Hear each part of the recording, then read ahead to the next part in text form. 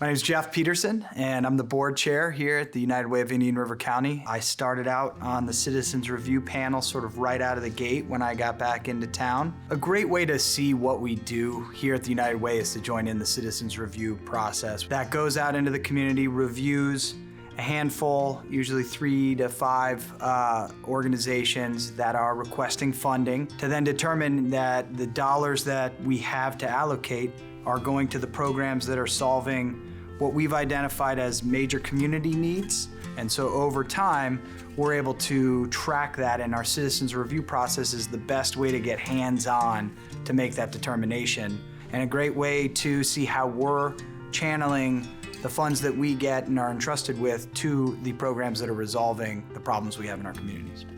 To me, to live united, it is a legacy that we have within our family, within our community, to give back. It is one that is easy to fall into here in our community because we have a number of excellent leaders, such as my father-in-law, Tom Segura, and others that I've come up underneath and just want to try to fill those shoes as best as possible. I myself lost my father at a fairly young age. I was 21, my little sister was 12, and it was a shaping moment in my life at the time. I know I didn't handle it as well as I could have. I got on the other side of some of the demons that arose at a time when I was confronted with difficult loss, to come out the other end and be somebody who is, hopefully making a difference within our community now. I know I couldn't have done that on my own, and I needed a community support for those who are separated from their communities, from their families, and don't have that support system. Going through a difficult and traumatic time can put you in a negative spiral that you never get out of. And we see that through some of the addiction treatment that we have to do, mental health that we have to deliver in our community, as well as in our elderly population. Isolation can be massively traumatic. I feel extremely fortunate to have been surrounded in love the way I was, even at the time when I thought I wasn't, because clearly it was not just me that got me out of that funk, it was the surrounding people. And that's part of the work that we do within the United Way, is to find ways to surround people, to create a community. To me, the mission of the United Way was really secured during the time of COVID.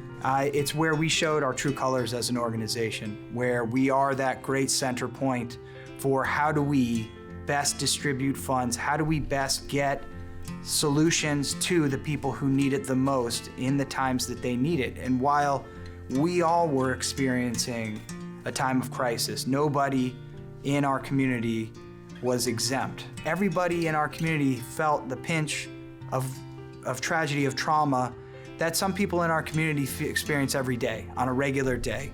And what we saw as a result of that was an outpouring of support. I was super proud to see the work that we had done and be a part of that in some small way here in our community. In talking about financial stewardship of the donations that we receive, it is clear to me that just collecting money to generally do good is not enough. We are tracking, holding accountable, and measuring the impact that we have within our community for the dollars that we're putting forth, so that when we turn to our donors and we ask them for an increase in their donation, a repeat in their donation, it's a comfortable conversation, because if they ask, are we doing the best possible that we can in distributing that money into our community, we have a very straight line that we can draw from the dollars that we receive, the dollars that we distribute, and the outcomes that we receive from the programs that we fund, that we are tackling our biggest problems within our community. And it is a wonderful conversation to have when somebody wants to have that, is please tell me about that. Please ask me about that. Because honestly, that is what we live for as a board. We hold our own board accountable to this level, and we hold the organizations that we fund to very stringent levels of that. If that means that there's an organization that seems good, wants to do good for our community, but isn't up to our standards, we will have to not fund them in lieu of somebody who is showing measurable results to the problems that we are addressing or need to address within our community.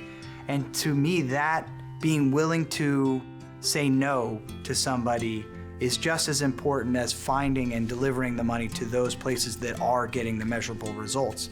And accountability comes from both saying yes and no.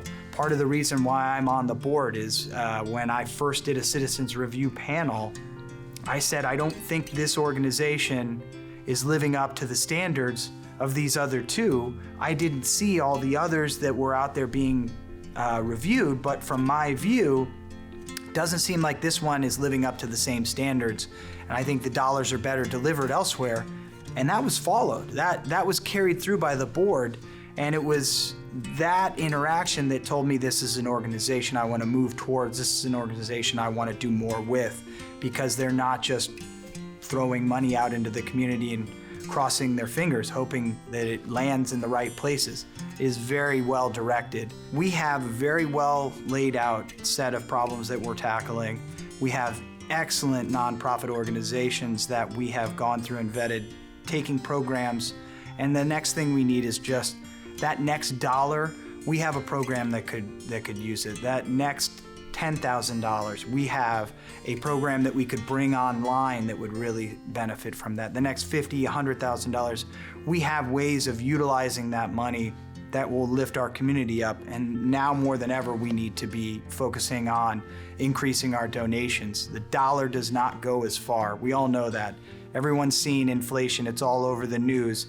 And the nonprofit world is no different. The people who are on the lower end of the spectrum are hit the hardest because they're having to make choices between gas, medicine, food. What do I give up in order to survive and still make it to the next month?